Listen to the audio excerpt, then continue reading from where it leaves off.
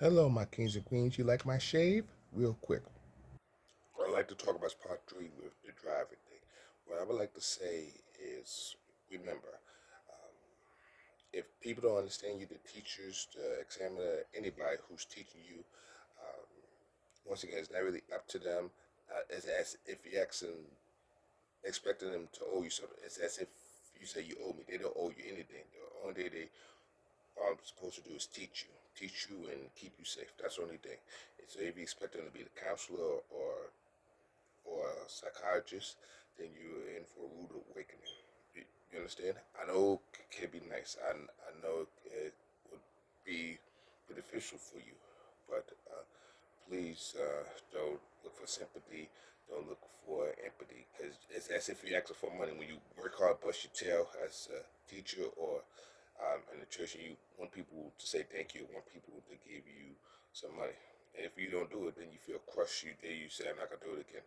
So please don't think that if you have a hard time, that the teachers, examiners, supposed to understand where you are coming from.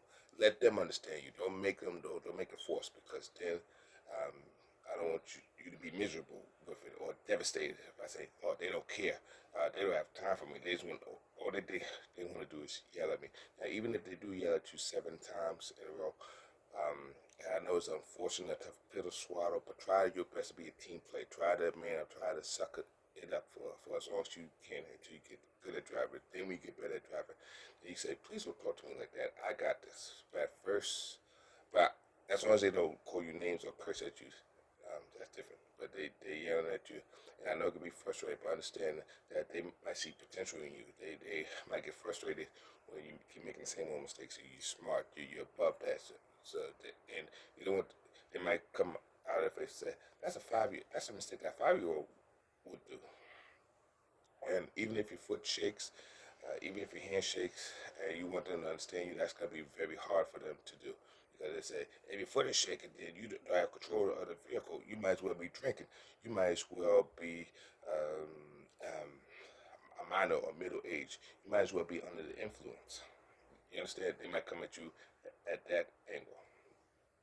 Um, sure, that's anxiety, that's a panic disorder or symptom of panic disorder, but once again, as long as you understand God, the Father, Son, Holy Spirit, understand that's all the understanding you need. The understanding is worth more than mere understanding one time. But after a while, when you get the gist of it, then the teacher examiner might apologize or realize that they're coming at you hard, and then they'll probably uh, pull back a little bit. Or what they'll do is they might share a story about how they do empathize, or they sympathize with you by saying, I was you 10 years ago, 20 years ago, 30 years ago. I know what you're going through, even though I am I don't say it all the time, but I can show you better than I could tell you. I had this story where I had to overcome face my fear of driving to get the job to feed me and my family members. So I know what you're going through. I was you before you was even born. I've been in your shoes. So maybe they don't want to do that. So they want to show vulnerability. They don't want to show empathy and sympathy right away. So you won't feel sorry for yourself, because the real world is not really full of empathy and sympathy. The real world don't care. The real world, they treat you how the real world is. The real world uh, won't allow you to feel sorry for yourself, for the most part.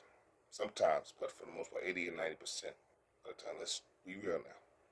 So they treating you how the real world is treating you. So when they're coming at you and you ready for them to just pull back, and they're not really pulling back, and they nitpicking, and I know it can be annoying and frustrating, but just understand that it's mostly tough love. And it's gonna be worth your while. They get you closer to your independence when you get behind the wheel. So please don't give up. Please don't get dismayed. Please don't get discouraged. Please don't get frustrated. Please don't snap at them, because that's what Satan wants you to do too. He wants you to snap at them so you could delay your growth and getting behind that wheel. You understand?